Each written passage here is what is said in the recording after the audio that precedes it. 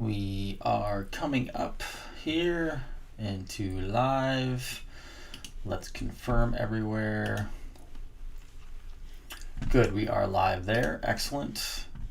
And Periscope, are we live? Periscope. I see people jumping on. Fantastic. Let me know you're here. There we go. Indiana, North Carolina. Hello there. Good evening, everybody. Kentucky, Arizona, Queens, New York, Aussie, Oklahoma, Louisiana. Hello. Hello, everybody. Jumping on board tonight. I appreciate all of you. And I'm just going to check here real quick on Twitter to make sure we bounced on there. Wonderful. We are tremendous. Let's rock and roll. We're going to dive into some stuff tonight, and we're going to make it a quick, efficient show. Morley is coming on in just a couple minutes, and we're going to make this all happen and go smoothly so everyone knows what's going on. I first want to tell you, first of all, good evening. Dr. Jason Dean, Revolution Network, your source for health, freedom, and knowledge. I appreciate all of you. You're fantastic. Welcome to this Friday night as I have my earpiece hanging out because I only have one in so I can hear other stuff with my other ear. And good. So a couple things I want to get into before we dive into it, Morley, is Space Force. Space Force flag was given to President Trump today. And I just got home. That's why I look spiffy tonight. It was a late night at the office, as is running any business, practice, etc. Space Force. The flag was given to the president today. Did everyone see that? It was fantastic. This is going to be biblical. So there was some posts today put up regarding Space Force and biblical, and some people, even I actually posted Tesla, and some people are not able to confront the fact that this planet and our world, our Earth, is not everything we've been told it was since we've been alive, and probably for thousands upon thousands of years. So I spoke about Tesla today in a post with time travel and free energy, electricity, etc. And some people get a little upset about that. So you just have to know, what did I tell you? Sometimes you have to unlearn to relearn, okay? We're not creating a space, and yes, Space Force has been here for a long time. It was always a black budget operation.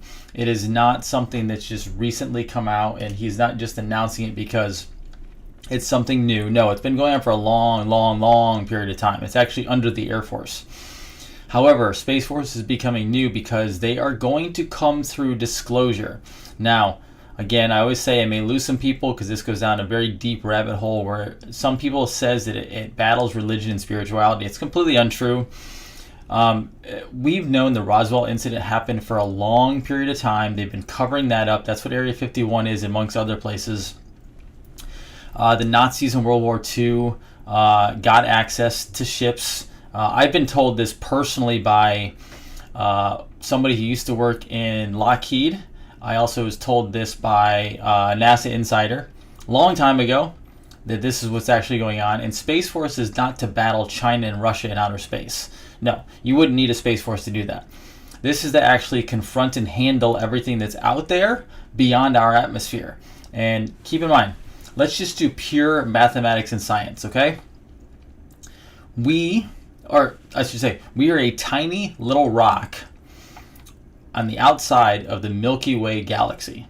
All right, there are potentially billions of planets and stars just within our galaxy, and then we have potentially hundreds upon I don't even know billions of galaxies out there with potentially billions of planets and stars within them. And so if we are so I don't want to use the word shallow, but if we truly think that we're the only ones in this vast universe, and by the way, a lot of people say, well, this challenges God because they're just demons. Do you think God is not bigger than that? God can create whatever the hell God wanted to create. He's the master of the whole thing, right? So just because we might have different species out there does not mean that they're bad and that it's the opposite of God. Absolutely not. So there's going to be more on this, and I don't know all of it. I'm still researching as I always do. But Space Force is in regards to what we have outside the atmosphere. Even President Eisenhower, who called it a military-industrial complex, he was involved with meetings with this stuff. So you can go back to a month or so ago with my show where Paul Hellyer, who was a Prime Minister of Canada, he talks about it. You have people all over in government who've spoken about this, who looked at the files, who know what was going on. President Kennedy asked for the UFO files 10 days before he was assassinated. So if you don't think this is there, you better open your eyes, because it is there. It is out there. So you just have to be aware, and Space Force will be involved with some of that, okay? So I want to let you guys know that that's what's going to happen. So as I bring Morley in here, I'm going to dive into vaccines because, as you know, the president today made some statements. So let me pull Morley up real quick first while I tell you what happened today, because this was very, very fascinating and very, very important, obviously.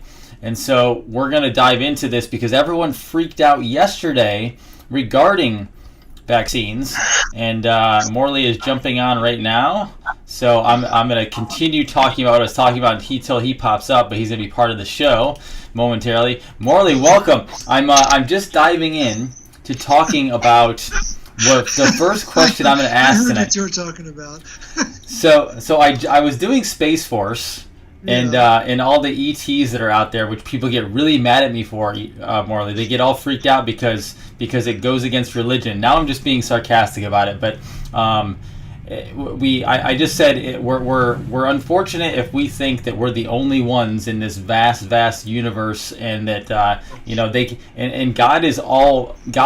has all abilities and can create whatever He wants, and I'm sure He decided to create she wants create whatever he or she wants to, and so that's not a problem. But I wanted to dive into the vaccine issue because actually yesterday people freaked out, Morley, because yesterday the president was making some statements regarding vaccines and bringing the military in, that there's 500 million vaccines and all this different stuff, and which I went through the actual tape, and he did not say ever mandatory. But then today he was in the Rose Garden, and I found this fascinating because behind him was Fauci and Birx, and they were both essentially muzzled with their masks, which was almost genius. And he made the statement outright, said that we're going to open up with or without the vaccine, and even when the vaccine's here, if you don't want to get it, you don't have to get it. Some people aren't going to want to get it. And so I don't know how much more clearly we can hear that. I see all over social media, everyone's like, mandatory vaccine. This is the problem, Morley, with everyone just watching headlines and not diving deep into the actual research. So we're going to dive into it with you because everyone's super excited about you being here. So welcome to Friday Night with Morley. Well, thanks for having me. Since you're delving into Area 51... Go for it. Fire away. Do you know why Eisenhower had his heart attack? Because he was off the grid having a meeting with ETs so they could build a treaty. Yep. See, so everyone out there, I'm not the only one that is crazy and looks this stuff up. So like, Morley, what do you know about that? Not that we'll get into the rest of the stuff, but have you read the similar things that I have about that?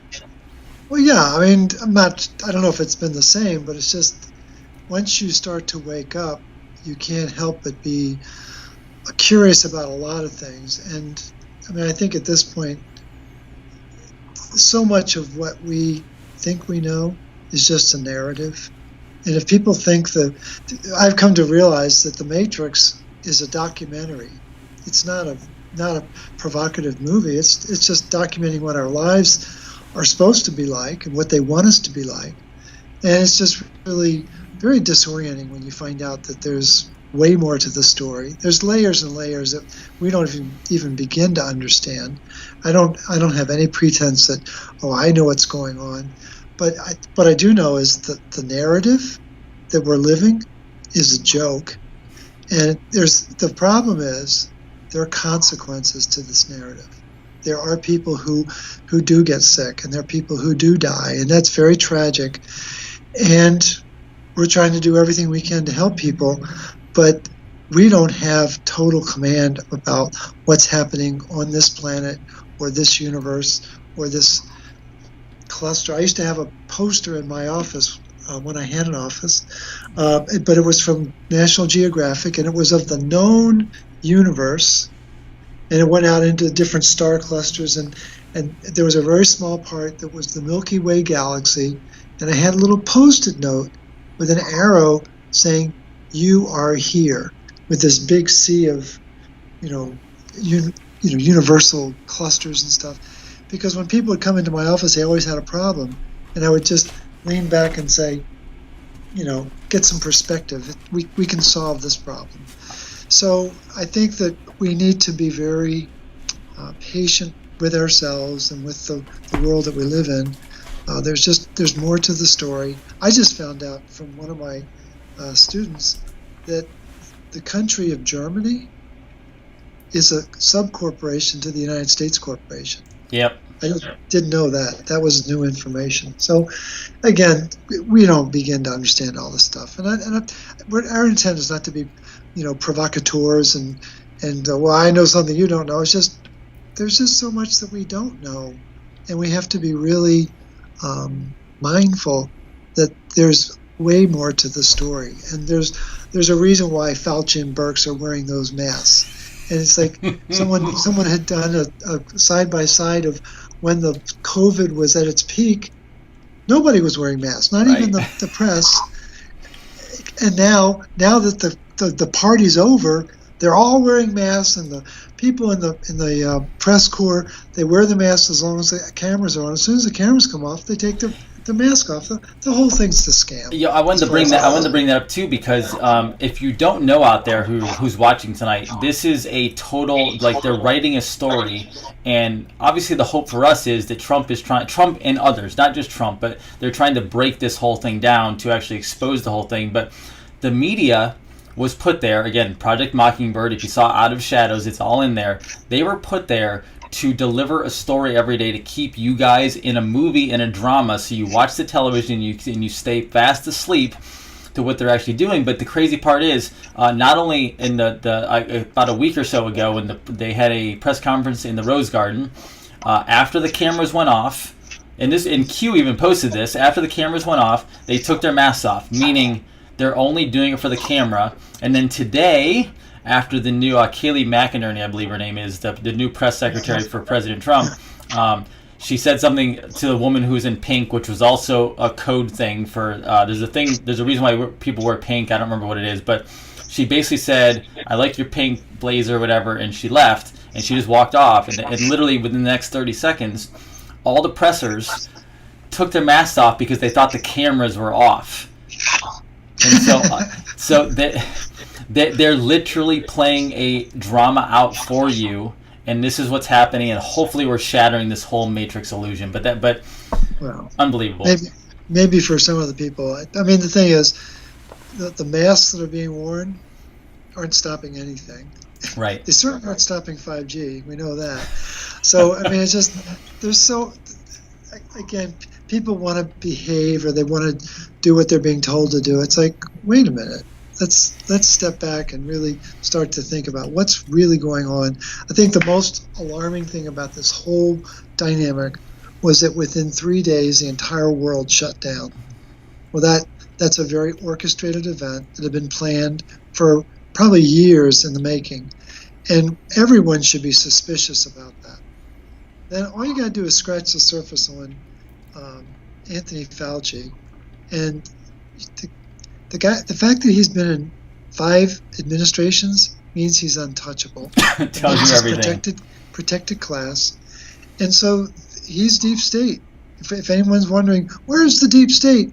He's standing behind Trump, right there. Right. It's just, and so we don't like to think about this stuff. That there's this dark side to government, but all someone has to do is research the Act of 1871. Just Google that and study that, and then you're going to feel really uncomfortable about what happened in 1871. Everything changed.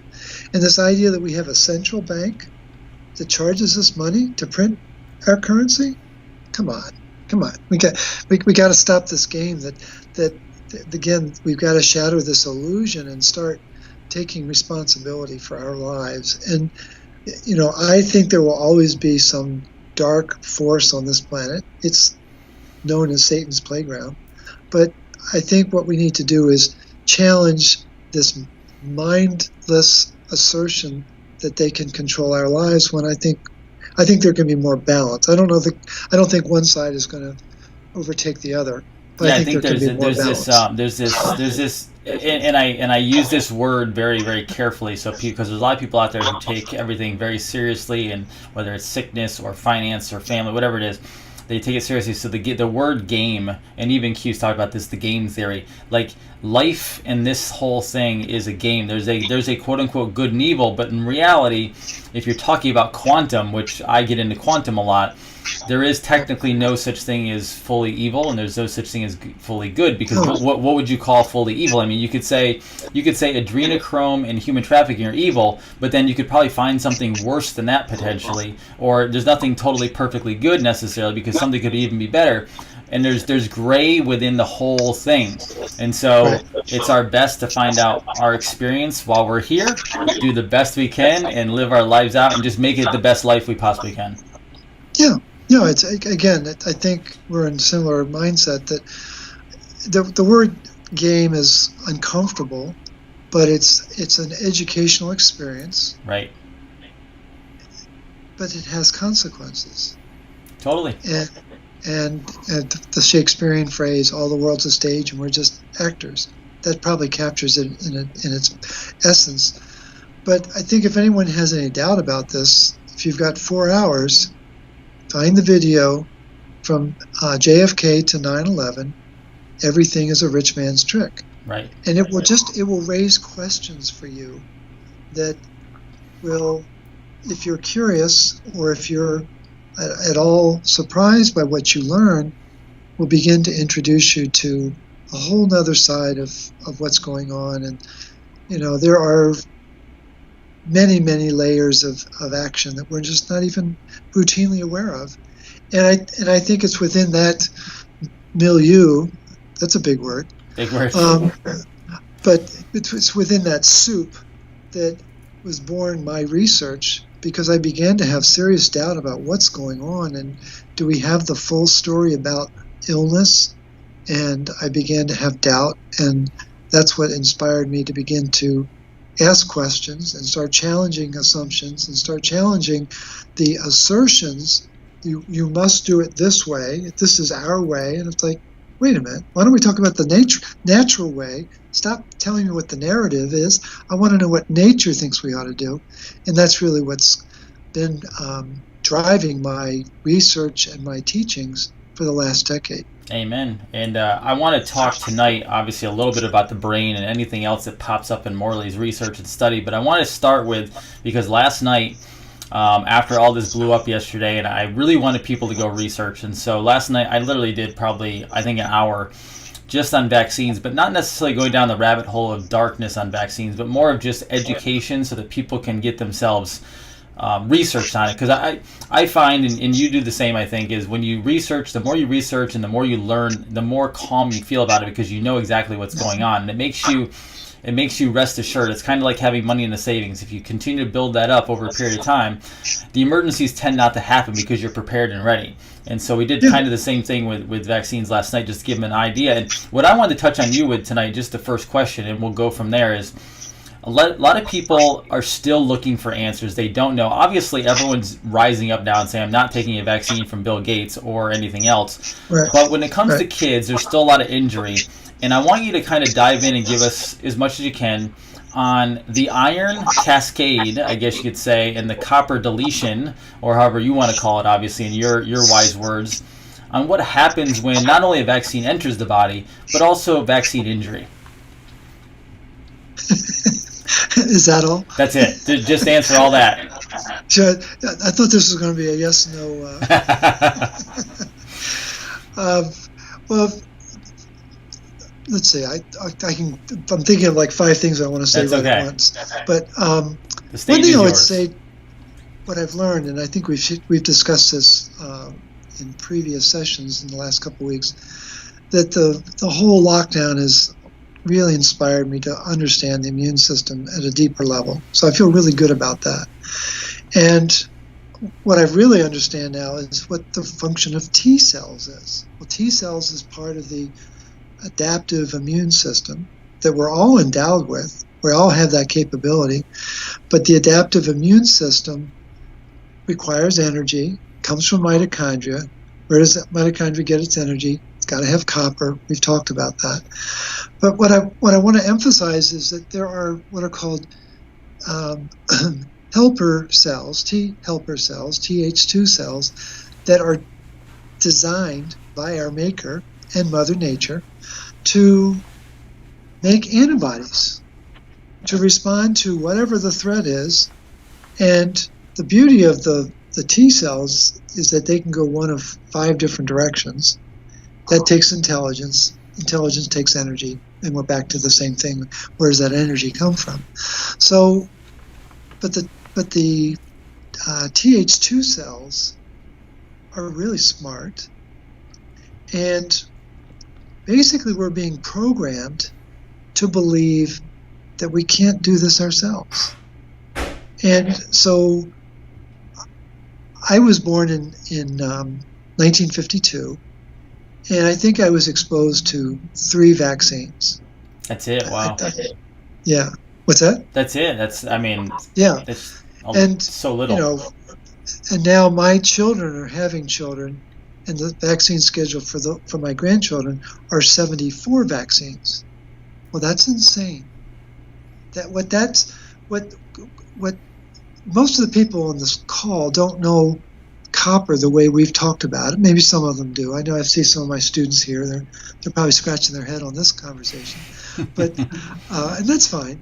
But the thing is, when you really understand what copper's role is in our body to harness oxygen, to provide energy, to neutralize oxidative stress, and so on and so forth, you have a completely different understanding. It gives you the confidence that you're talking about. It gives you the calm that, I just need to make sure my body's got what it needs to make this metabolism work. That's really what it comes down to. And if you think the government is telling you to eat the right foods, well, then you really got to forget that completely. So the idea, though, is that copper, when it's bioavailable, is running the show. Very, very important to understand that. And so first comment would be, really have faith in your body's ability to take care of you. What they're training us to believe is our body is failing us, it's weak, it can't respond to this engineered vaccine.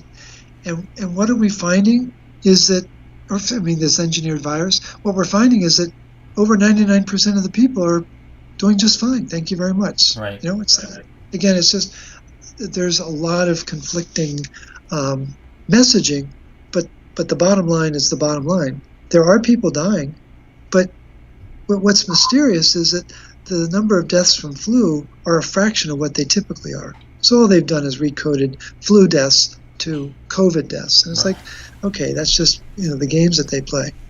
So then with respect to you, so I think that's an important backdrop. People need to know that our body is perfectly designed to respond to environmental threats like this. Agreed. When it is properly fed and not totally stressed out. So then we come to the actual chemical, the vaccine, and we could spend a week talking about this, and I know we're not going to do that, but I just want to highlight a couple key points. Again, you're talking to a guy who worships at the altar of bioavailable copper, and that is code for a protein called ceruloplasmin. Most people have never heard of it.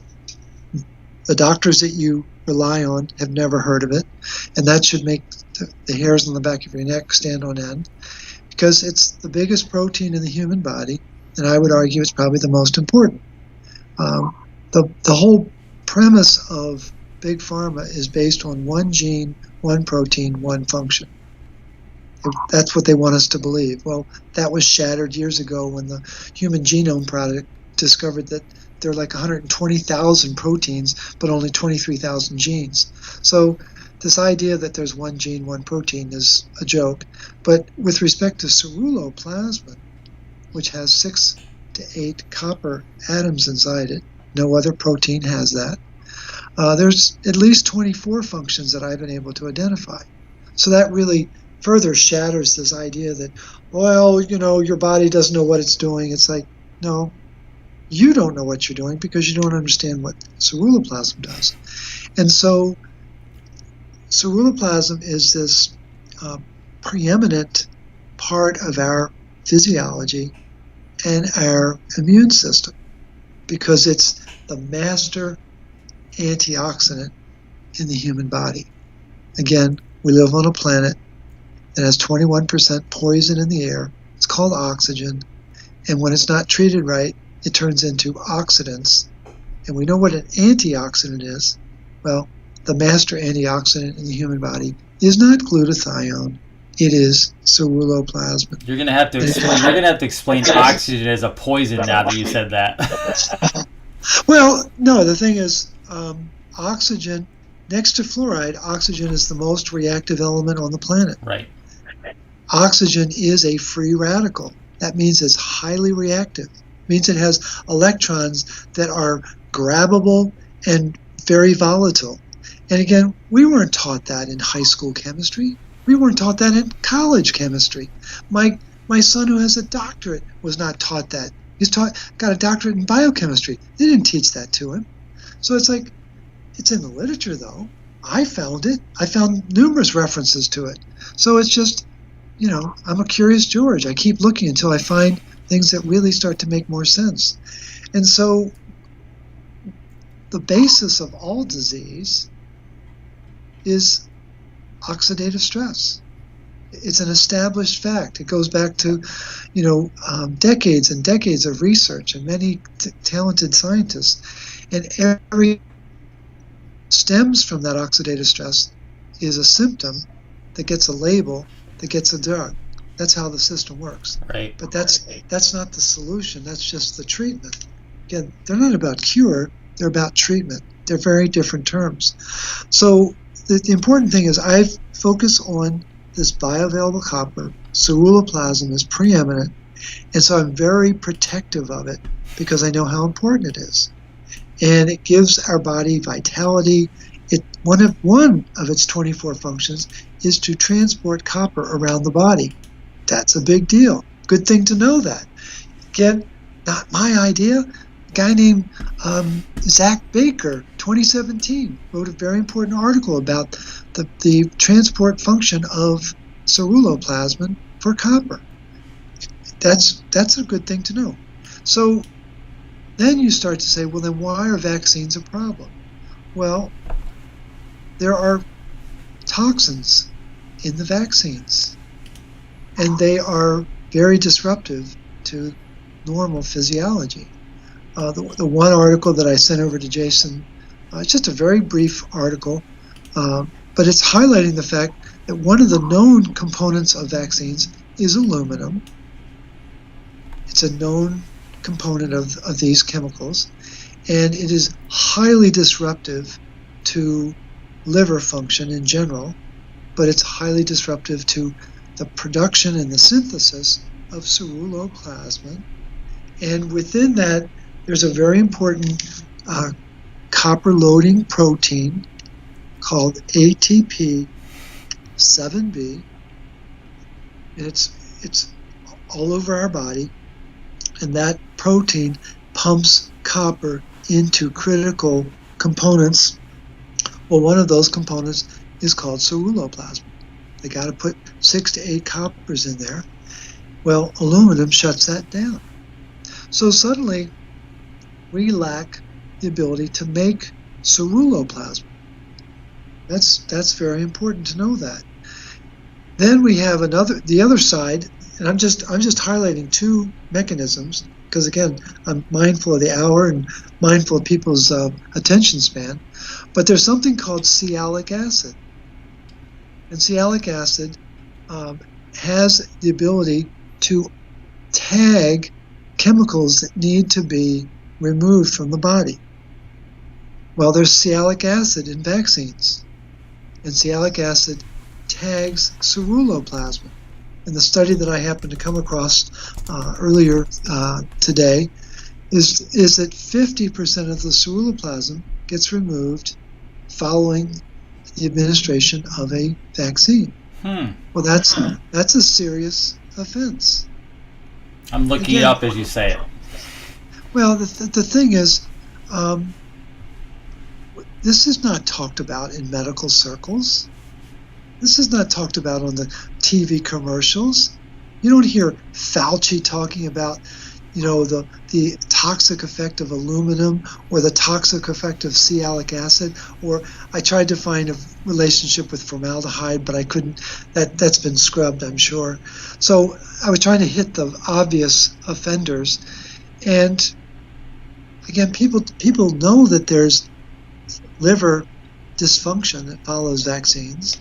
And so then it begs the question, which you were asking earlier, why is there a reaction on the part of children to these chemicals?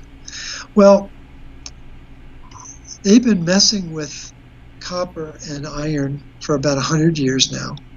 It really ramped up in 1941 when they started adding iron filings to the wheat flour. And a lot of things changed in the 1990s when they began to administer a global campaign with glyphosate, Roundup, that chelates copper. And I'm just picking those two metals because they're the only two metals that have a relationship with oxygen. Oh yeah, that poison that we've got to handle, right?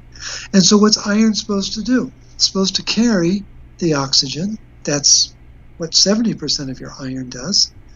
And what's copper supposed to do? Well, copper harnesses oxygen.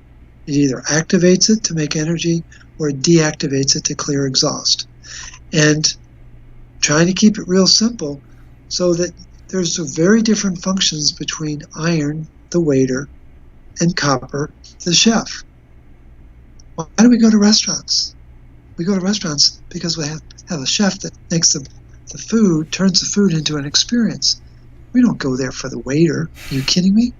So the point is that when we've gone through this multi-generational process of being exposed to a lot of iron with zero attention being given to copper, even though it's in the literature, it's not taught in the classroom.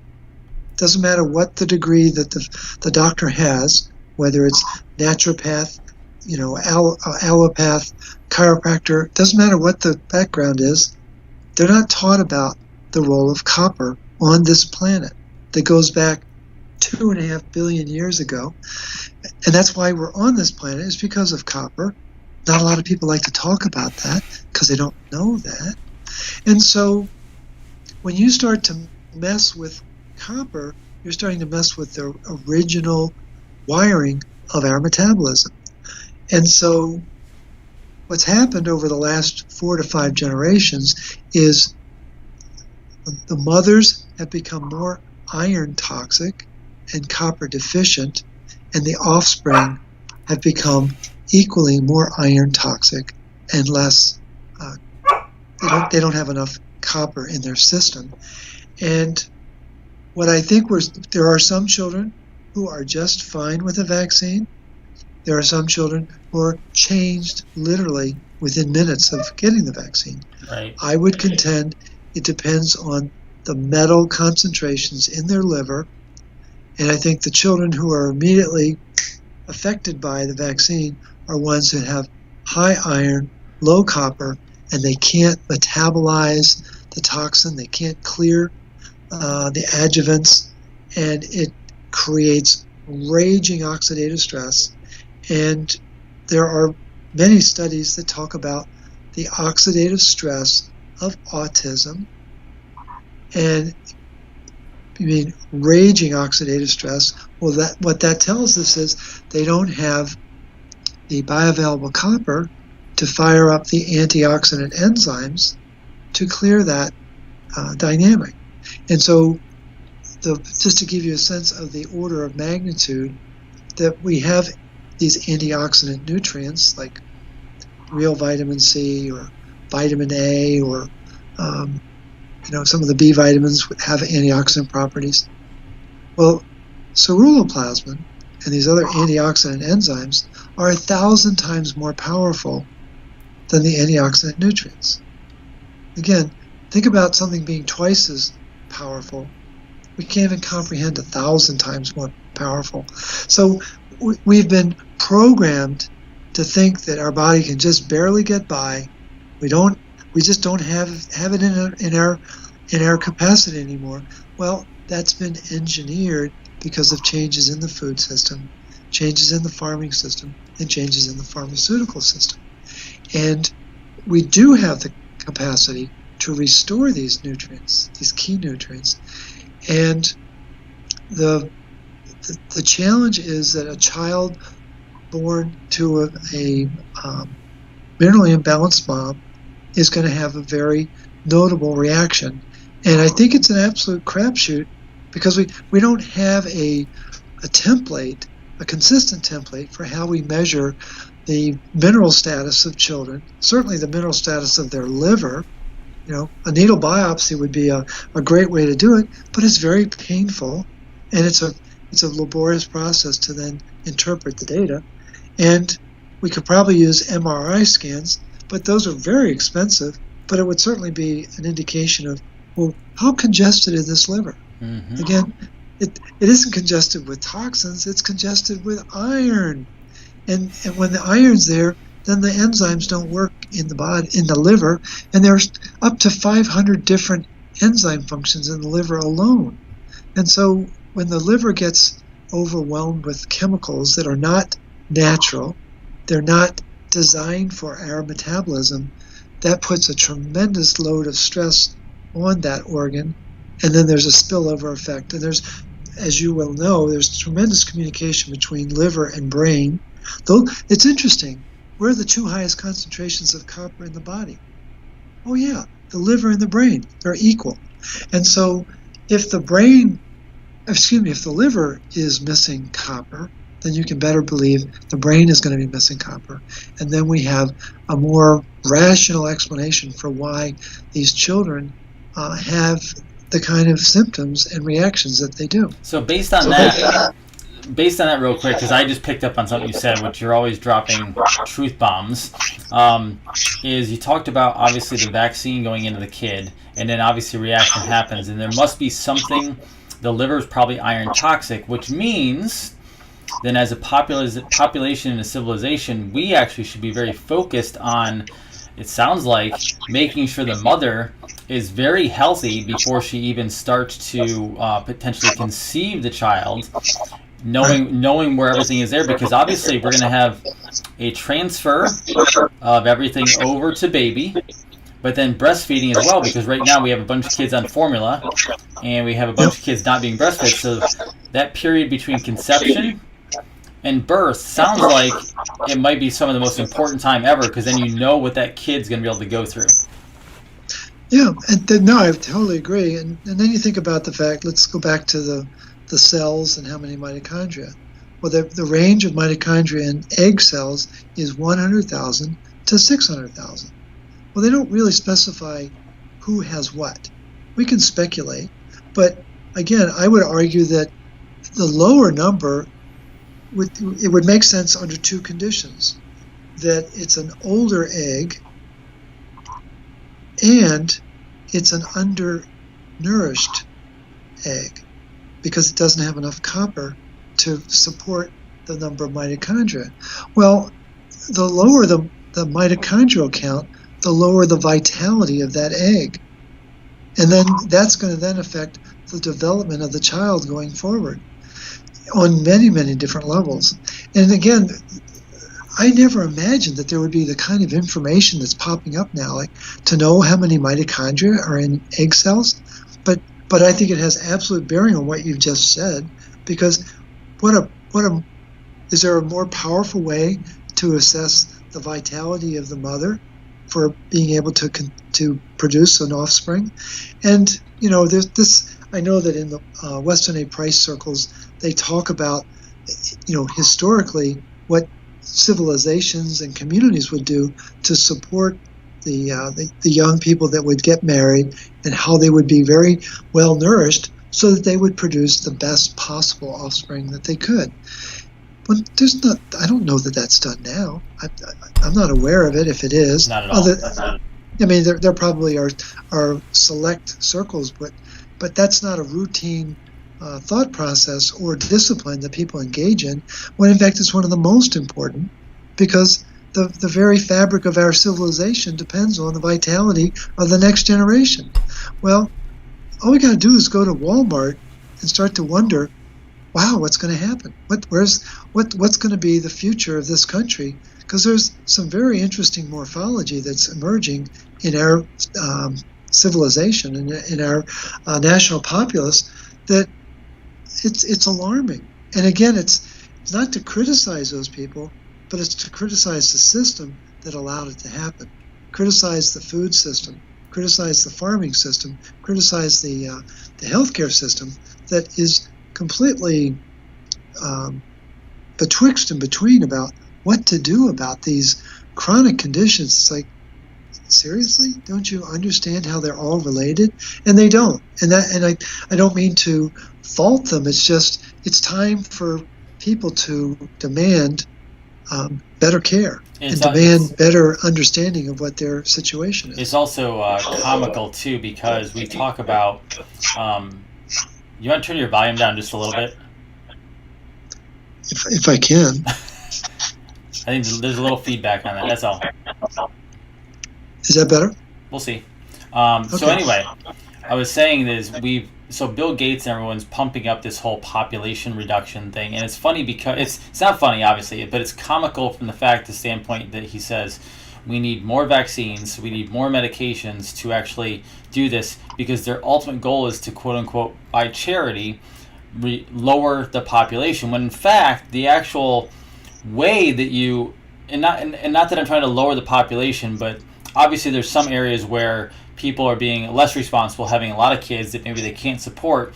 But if you actually educate, if you actually clean up the environment through hygiene, clean water, actually give them nutrition, and the brain actually gets smarter, the IQ goes up, and shockingly enough, people would actually become more responsible, and you'd actually lower a population more effectively that way, because people would probably choose to have less kids instead of, possibly, go around and have several different people. Like, it's the mindset, the fact that the vaccine is going to fix everything, when in reality the exact opposite is true. It's the education, it's the nutrition, it's the clean water, it's the cleaning up for third world countries.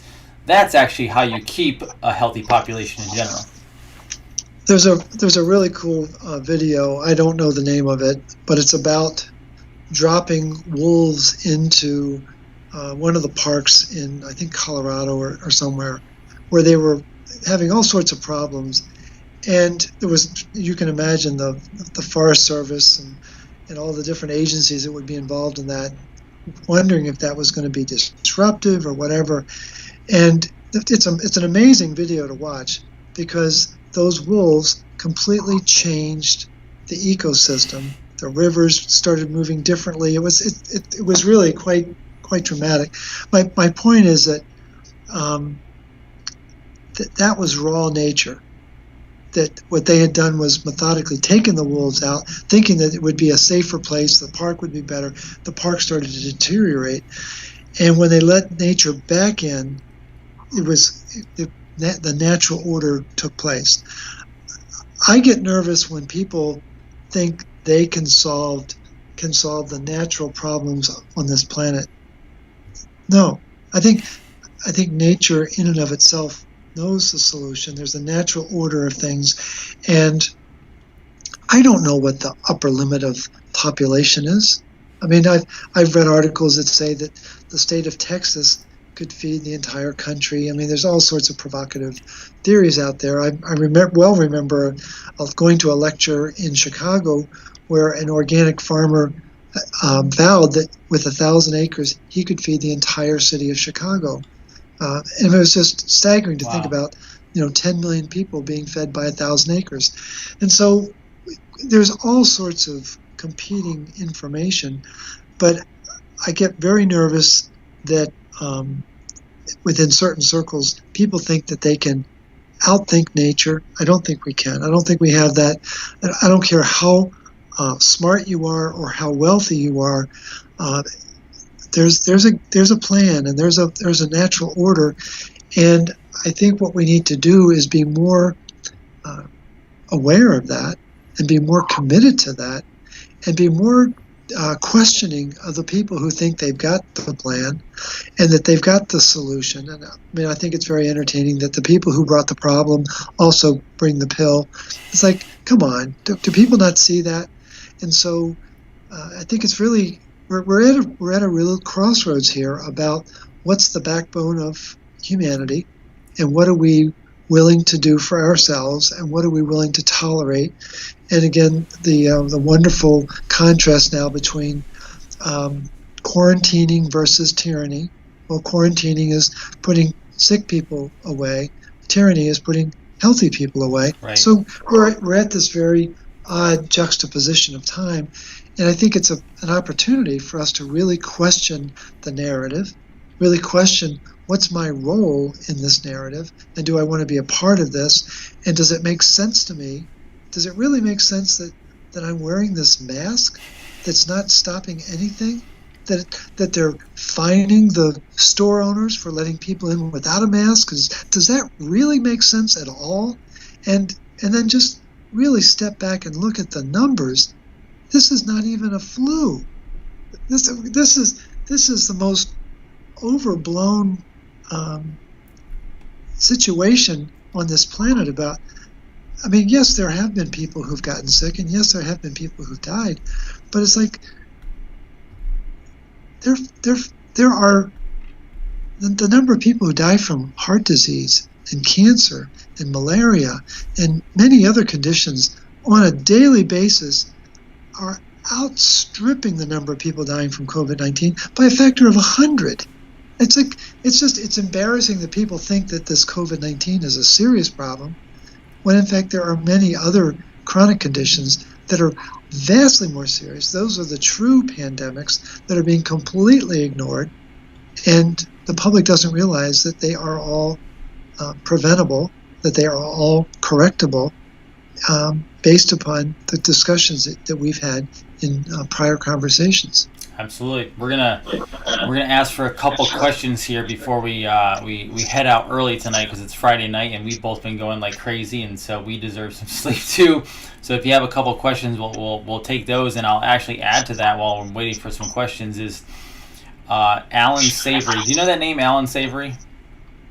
No, I don't. Okay, so the Savory Institute. So Alan Savory, there's a TED Talk that you can go watch. I think it's similar to the Wolves type story, but basically, he was a scientist, big into global warming, climate change, very kind of a liberal type agenda, and it was really, he was trying to figure it out, but he was going down the wrong road. And in Africa, they actually he gave the order to kill, I think it was 30,000 elephants in Africa, because they were coming to the conclusion scientifically that we had to basically get rid of the animals off the planet because they were helping cause global warming, climate change. And so he did it. He now says it's one of the biggest regrets that he'll live with the rest of his life, because he actually figured out later on that actually the way to fix any climate and any land and desertification is you actually need more animals on the land, because nature actually solves the problem for us. And that's right. He actually created the solution in the fact that they went to Africa where there was just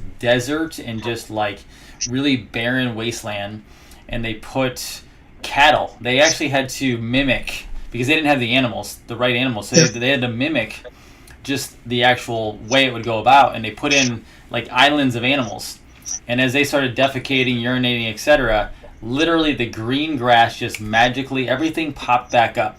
And desertification literally disappeared within, I mean, it was probably months, but I mean, they literally saw results immediately.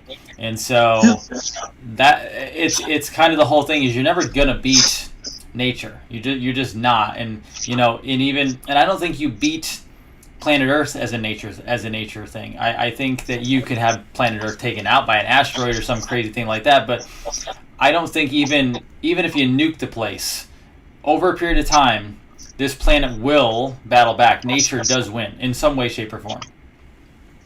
Well, for anyone who's curious, and I really understand what you're saying, but if anyone's curious about what happened to farming, it was back in the late 1800s. There was a guy named Victor Schauberger who developed a plow made of brass. Mm-hmm. And it was amazing in what it did to restore the vitality of the plants. And it's a fascinating story about why are all plows made of steel now? Because it weakens the plant.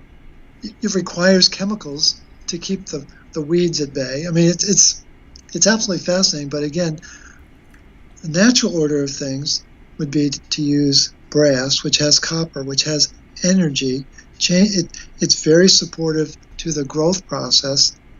And iron or steel is completely contrary to that. Again, it's so basic, and that's one of the most fundamental aspects of farming, where there's a complete violation day in and day out all over the planet. And it's called the golden plow, but it was actually made of brass, and it was absolutely amazing in terms of what it was able to do. Wow. So again, the answers are out there. It's just they're not popular with those in power that are seeking to manipulate and control the revenue flow on the planet. Absolutely. I'm going to give you 3 rapid-fire questions, okay? Yep. The first one... These are yes/no, right? Yeah, sure.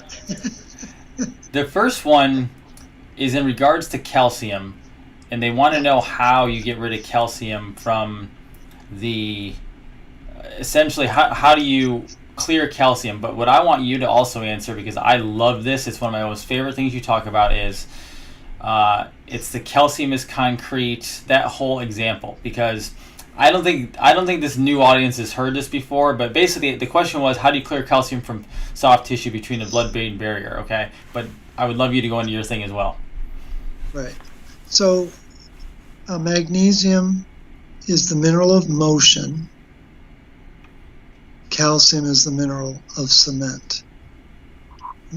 That's how you make calcium. That's how you make cement. And what's electricity? Yeah, and copper is the mineral of electricity, and iron is the mineral of rust. And so these minerals have relationships with each other. And when tissue is magnesium deficient, it's more likely to become calcium toxic or calcium laden. And so the issue is, how does that calcium get there? It's a really important question. So iron has a very powerful role in the body. It doesn't just carry oxygen. It also stimulates key enzyme activity. And iron has a unique ability to cause calcium loss in the bone, in the hard tissue, because it activates a very important enzyme called acid phosphatase. And acid phosphatase is the enzyme that breaks down the bone and releases calcium. Now, where's that calcium going? Immediately it's going to the soft tissue. So iron has an equally powerful effect in stimulating the accumulation of calcium in the soft tissue.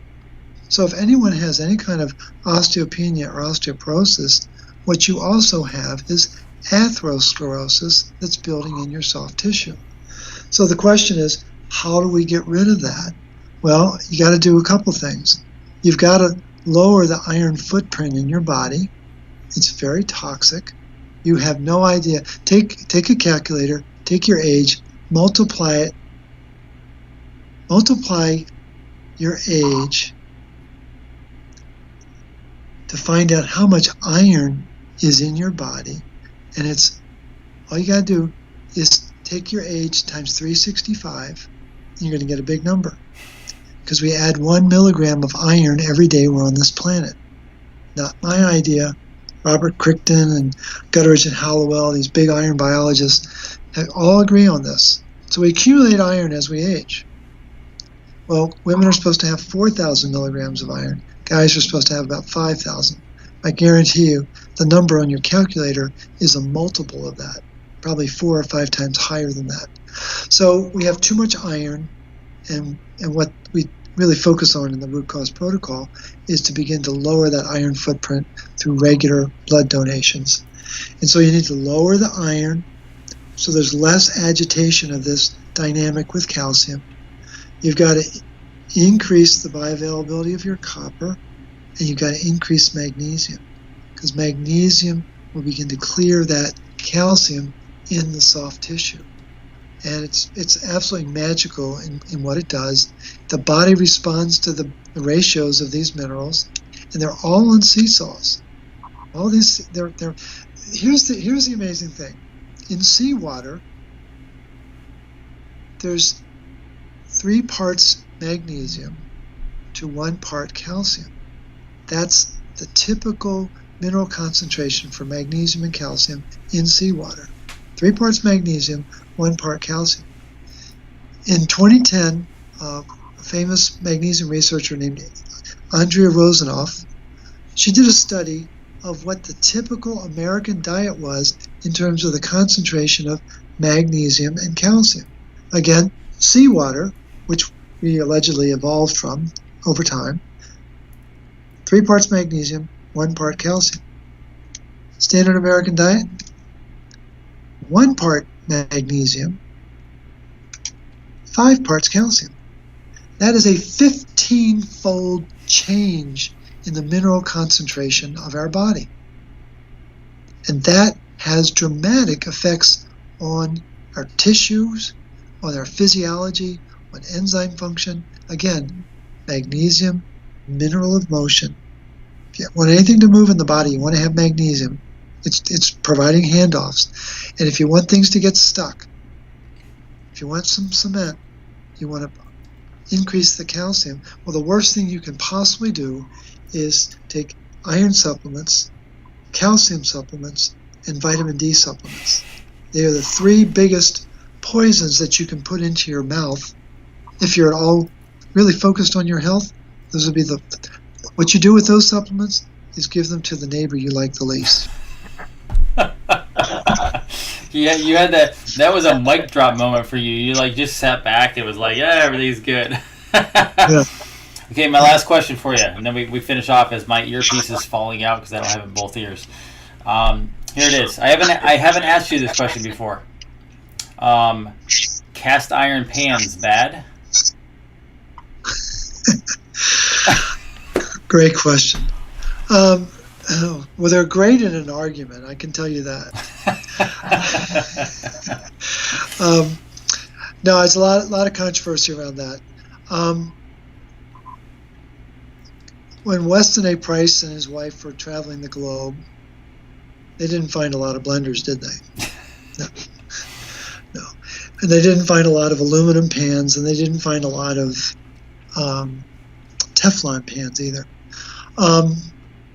What they did find was a lot of cast iron, because it's been used for millennia as a cooking source. It provides a very even distribution of heat. It responds very quickly to the flame and things like that. The key is you've got to be really thoughtful about how you season that pan, and there's all sorts of instructions on how you do that and maintain it. And what you want to do is adopt the Cajun philosophy of you want to saute onions and garlic, and make sure that whatever you're cooking, you want to make sure there's butter or some really yummy fat in there, not Crisco, not canola oil, but certainly butter and coconut oil would probably be the 2 most likely. Maybe olive oil would be another. Although I like to tease my clients in Maine and ask them how many coconut trees they have in their backyard. But the point is, you want to have fat. I'm sorry. I haven't found any that have coconut trees, but I keep asking. I have known Morley for a long time, and his humor, his little small comedy one-liners still kill me to this day, and not everyone picks up on it. But sorry, coconuts in Maine. Yeah. I only got 2 laughs on that one. I thought that was a 10 laugher, but anyway, no. But the thing is, you got to season the food. You don't wash a cast iron pan, and Dr. Liz and I use cast iron every day, routinely, and it's the basis of our cooking. A lot of people I know are worried that they're going to get too much iron. What you don't ever want to do is you don't want to steam anything with a cast iron pan, because it will liberate the iron, and you don't want to use acidic foods like tomatoes. You don't start whipping up a lot of tomato paste in a cast iron skillet or a cast iron pot. Just not advisable. So you just need to know those basic parameters, but it's probably the best and most consistently beneficial source of cooking that you're going to find in the kitchen. Beautiful. I love it. That's wonderful information. You know what's interesting, Morley? Since it's after hours on a Friday night, we're just having fun, because I can't interview you like I do other people where I need straight answers. You make me laugh, so I get to just have, as Morley calls them, their seances. I call them fireside chats. We just get to chat back and forth. You have so many new people out here, one, again, who are loving what you're saying, but also they did not know you had a ponytail. Oh, really? You turned your head and they saw it. So let me explain why. So I found this really cool article. It was about an experiment that the Army did back in the 60s with Native American Indian trackers that were going to go out to find Viet Cong in Vietnam. I love this story, by the way. Yeah, and it's a very well documented study, and they were able to prove that these Indians were superior at finding Viet Cong. What happened? Just before they shipped out, what did they do?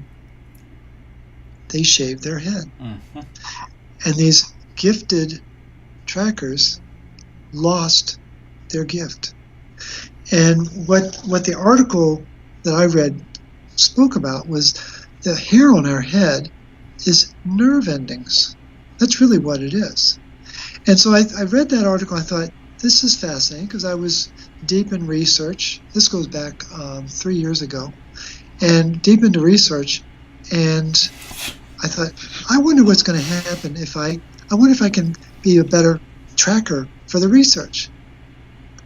Well, now, I'm finding articles with such speed that I'm afraid to cut my hair now. And so, since this lockdown, I can't begin to tell people the caliber of the research, the documentation of this message that we talk about. It's irrefutable. It's absolutely well documented in the scientific journals. I don't know how I keep finding these articles, other than it's either my nerve endings are getting sharper, or the dead scientists that want me to win this battle are trying to find articles that I can use. It's a very mysterious process, and so at this point it's become sort of a signature of mine, because only an eccentric guy would have the courage to do this. But I'm really fascinated by it and what it's done to stimulate my ability to find articles. It's absolutely there was an absolute uptick in the process over the last 3 years. I can guarantee people that there was a decided change. So that's the story of the infamous ponytail. That's very. But it's got a nice curl to it, That's very fascinating. I love it. I'm not gonna. It was too much information. No, you're okay. I'm not gonna ask about vitamin D. Everyone's asking about it. We go back to watch the last show. I'm not gonna ask tonight. We'll do a whole show or something like that, and Morley will set himself up and prepare himself mentally to answer the vitamin D question Again, because no, vitamin D is not something you need, but we'll go into that a whole lot later. We're not going to go down that road tonight. It's a long one. And my wife, being the comedian she is in the other room, thinks that I should grow my hair out to a ponytail, and that is not going to happen because it's just not going to happen. So I'm letting my Native American self out, I love it. I love it. Yeah. And there was somebody on the thread who asked about militaries and vaccines. Get a hold of me because I actually have somebody at the office who a bit specializes in that a little bit too, because she actually is in the Air Force, and her health was stolen from her via vaccines, and now one of her purposes is to help all veterans, as many as possible, who have gone through the same thing, because she knows how to fix it. So it's phenomenal. So get a hold of me. I'll look too to find out who it was. And the last thing I want to clear up is, am I tired? So everyone, Morley, is asking. They say that I look tired. I will say that I'm a little tired, but I will tell you physically, we all get a little tired. That happens. But I will tell you mentally, I'm ready to rock and roll. We have a country to save. We have education to do. I might be jumping on an airplane next week. We'll see. I have like 5 days straight of interviews and shows like this. But honestly, I will rest this weekend. Don't worry. Just like Morley gets his body rest. But I think, Morley, you can say the same thing. We'll end on this is, even though the body gets a little tired from the work that we do and the people we see and the shows that we do like this and interviews, but mentally we are ready to rock and roll. Would you agree? Absolutely. And I think we've known each other couple of years now, and what I've noticed in the last few weeks is I see someone who's energized and inspired and working overtime to help wake people up. I think it's a very noble work that you're doing. I don't see you as being tired. Well, good. I think these are long hours for you, and I think we are living in very challenging times. And that's going to take a toll on anybody. But I've seen you actually, you're vitalized now. I don't see you as being tired. I think you're finally in your element. This is what you were meant to do. And I think talk about Revolution Health. This is you've now got the context to really bring your message forward, which I think is very exciting. I appreciate that. Yeah, and this actually does give me energy. So it's one of those things where I look back and I try to put it in perspective in the fact that we're going through something crazy right now, obviously, and crazy because you and I and everyone out here knows what's actually going on. But we look at the founding of this country, and we have these documents that obviously gave us essentially what we believe to be at this point the best way to run a country originally, and you and I are not being asked to go to war. We're not being asked to step away from our families. We're sitting here on really fast internet right now, talking to each other from two different states. And so I look at it as I would not do well in war. So my job is to do these things to wake up so we can try to save this country. That's how I look at it. Well, it's a different field of battle. Right. And I think it is as stressful. And I think there is a lot at stake, and I think that's why there's the following that you've got. I think it's important for the numbers to grow so that more and more people become aware of what is at stake, and it all rests on our back. We've got to be able to stand up and take a position. And I decided that I was tired of the medical tyranny. And that's really what sparked me to say, well, let's then develop health freedom so we can become medically independent. And I think that's been the rallying cry for me and the people that I interact with, because they're looking for these types of venues and these types of communications and conversations and seances. And I think it's very important to help people know that there are these issues out there, and that there are people who are talking about it, so they feel safe to engage in their own exploration and their own understanding of what's going on. I 100% agree, and I'm gonna call it on that one because that was so well said. And I also have to say that Hollywood can throw the Oprahs at us, they can throw the Ellens at us, they can throw the Dr. Phils at us, who do these quote unquote hour-long shows, which are actually like 4 10-minute segments. They're not even that long. And Morley and I just rocked it for about an hour and 10 minutes straight without any commercials. So we beat all of them, Morley, and we gave out more information they could ever give in a year. Well, I very much appreciate the chance to have this time. Really, like I said, I really value what you're doing. I love to dance on lines, as you know. And, I look forward to continuing the dialogue, and whatever I can to support your cause, I will do that, because I think you're really helping mobilize this army to begin to wake up and take a corrective course of action. Well, I appreciate it. You the same, sir. Have a wonderful evening. This is Dr. Jason Dean, Revolution Network, signing off with Morley Robbins, the magnesium and copper man. And we appreciate all of you for watching this. Go check out all the websites. Go check us out on social media. And as he said, this tribe must continue to grow, because this really is for saving health freedom, for medical freedom, etc., and saving the country. So we appreciate this growing. This is how we wake up the masses. Have a wonderful Friday night. We appreciate all of you out there. Take good care of yourself. Have an amazing weekend and get some rest just like we will. Bye-bye.